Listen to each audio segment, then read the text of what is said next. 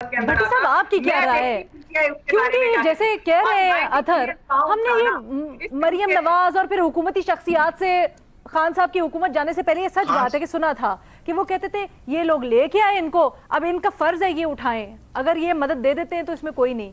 تو یہ بیان بھی ہم نے سنے، لیکن محمل کے دلائل بھی اپنی جگہ بالکل صحیح ہیں۔ آپ کو کیا لگ رہا ہے، آپ کی کیا رائے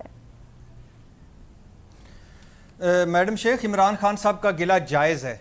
عمران خان صاحب جب بحیثیت وزیر اعظم بھی بیان ریکارڈ پر ہیں کہ نیب میرے کنٹرول میں ہوتا تو میں یہ کر دیتا، نیب سست ہے، نیب کام نہیں کر رہا، نیب کو اب تک یہ کر دینا چاہیے، نیب کو وہ کر دینا چاہیے، اور بلا شبہ جب ویڈیو سکینڈل آیا تو اس وقت جو نیب کی ہوائیں دوسری طرف چلنی تھیں وہ نہ چل سکیں اور اس وقت کام آسان ہو گیا، لیکن نیب پر عمران خان صاحب کے ایک حد تک گلہ جائز تھا۔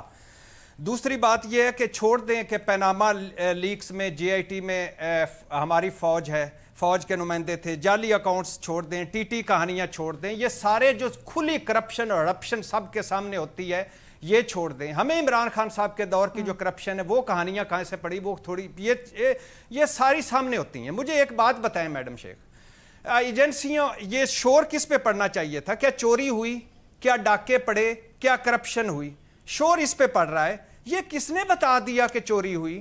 یہ کس نے کس کو بتا دیا کہ کرپشن ہوئی؟ یہ کس نے کس کو بتا دیا کہ ڈاکے پڑے؟ بھائی میں بتاتا ہوں، یہ جو پوری نواز یہ قمر الزمان کائرہ صاحب لالا موسیٰ میں کھڑے ہو کے کہہ رہے تھے مک گیا تیرا شو نواز، گو نواز، گو نواز، تو سارا ٹبر چور ہیں۔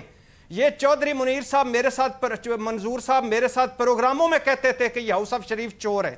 یہ بلاول بھٹو صاحب کہتے تھے شہباز شریف قاتل اعلیٰ بھی اور کرپشن کا ثبوت بھی دے گا۔ یہ پوری پیپلز پارٹی مجھے بتایا کرتی تھی مسلم لیگ چور ہے۔ دوسری طرف مسلم لیگ نواز شریف صاحب، شہباز شریف صاحب، مریم نواز صاحب اور پوری مسلم لیگ کہتی تھی یہ زرداری صاحب کی کوئی فیکٹریاں بچے پیدا کر رہی ہیں۔